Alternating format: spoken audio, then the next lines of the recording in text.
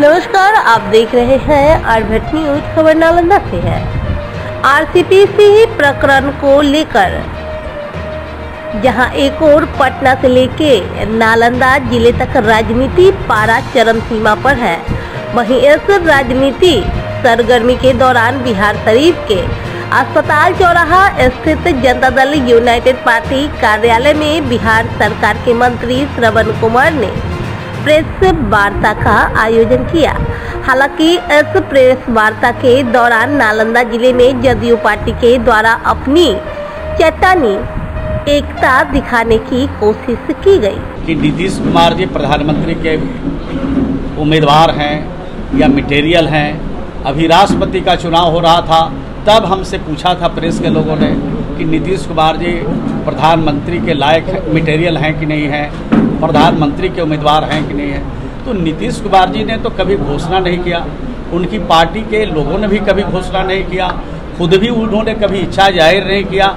लेकिन अब प्रेस के लोग आप पूछते हैं हम लोगों से, तो हम लोग तो ये बात ज़रूर कहेंगे कि उनके अंदर चाहे प्रधानमंत्री बनने का गुण हो, चाहे राष्ट्रपति बनने का गुण हो, देश के बड़े से बड़े संवैधानिक पद पर जाने का सवाल हो, तो उसमें जो सारी खूबियाँ हैं और सारा जो गुण है वो मौजूद है। तो मैं समझता हूँ कि प्रधानमंत्री के कभी उन्होंने इच्छा जाहिर नहीं किया।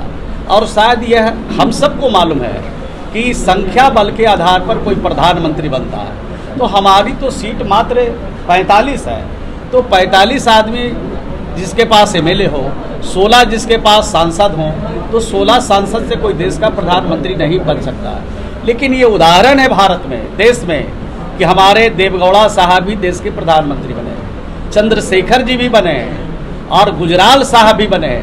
ये तीन हमारे देश में उदाहरण भी रहे हैं। तो संख्या बल पर सिर्फ नहीं, बल्कि उनकी काबिलियत पर, उनके समर्थक पर, उनके ज्ञान के आधार पर भी कभी कभी ऐसे निर्णय देश में हुए हैं। तो ये किसी के चाहने से ये पार्टी डूब नहीं पाएगी, और किसी के चाहने से, सिर्फ व्यक्ति के चाहने से पार्टी उगेगी नहीं। हमारी लंबी कतार है कार्यकर्ताओं का, लंबा फौज है, और सारा फौज नीतीश कुमार के नेतृत्व में, ललन सिंह के नेतृत्व में, उपेंद्र कुशवाहा के नेतृत्व में चट्टान की तरह खड़ा है। हम लोग जो भी आगे परिस्थिति पैदा होगा उसका हम लोग जम करके मुकाबला। नीतीश कुमार जी के काम पर कोई अंगुली नहीं उठा सकता है। अंगुली उठाने वाले खुद अपने गिरबान में झांक करके देखें कि नीतीश कुमार का आरोप लगाने से पहले मैं कहा था। तेजस्वी यादव के विधायक नीतीश जी का स्वागत करने के लिए तैयार है। तेजस्वी यादव के विधायक लोग नीतीश जी का स्वागत करने के लिए, हम इस संदर्भ में नहीं कुछ जानते हैं कौन किसी का स्वागत करता है, कौन किसी का विरोध करता है। जो विरोध करता है बात सामने आती है, स्वागत करता है वो भी सामने बात आती है। महागठबंधन के साथ वापस जाएंगे, महागठबंधन के साथ वापस जाएंगे। मैंने पहले क्या कहा? मैंने कहा कि हम लोग एनडीए में हैं, एनडीए के साथ हम लोग काम कर रहे हैं। हर जिले में इस पर मंथन हो रहा है, और जो लोग आ रहे हैं, जो उनके साथ घूम रहे थे वो आ रहे हैं, उनका स्वागत हम लोग कर रहे हैं कि सभी लोग आइए, एक साथ रहिए, और सब मिल बैठ करके जनता दल के जो जुगती जहाज जिन लोगों ने बना दिया था, उसमें ऐसा जान फूकिए कि जनता दल के अलावे दूसरा का जहाज नहीं चले, इसी पर सवार होकर के जिसको जहाँ चलना है चले। जी ने बताया कि हमारे नेता पर आरोप लग रहा है कि हमारे नेता और हमारा जो दल है वो डूबती जहाज है। तो हम ये कहना चाहते हैं कि हमारा नेता और हमारा जो डूबती जहाज है उसके कप्तान के रूप में आरसीपी साहब कई वर्षों तक उन्होंने काम किया है।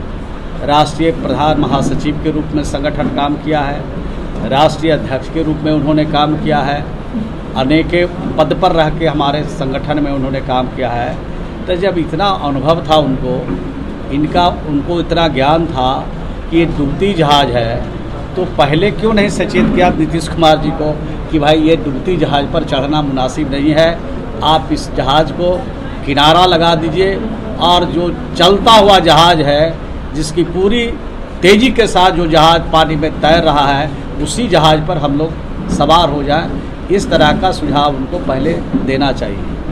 दूसरी बात उन्होंने कहा बूथ स्तर तक पहुंचा दिया। तो संगठन तो आपने बूस्टर स्तर तक जरूर पहुंचा दिया।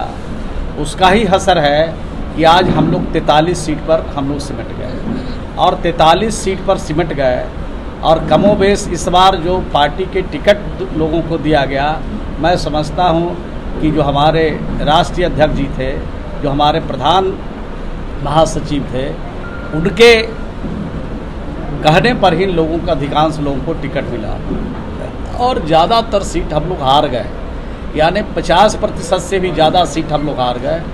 तो संगठन तो इतना धारदार बना, संगठन इतना मजबूत बना कि हमारा संगठन के बारे में नीतीश कुमार जी को मालूम नहीं था कि सचमुच ये डुबाने वाले जहाज़ का जो नायक थे वो डुबाने के लिए पहले से काम कर रहे थे।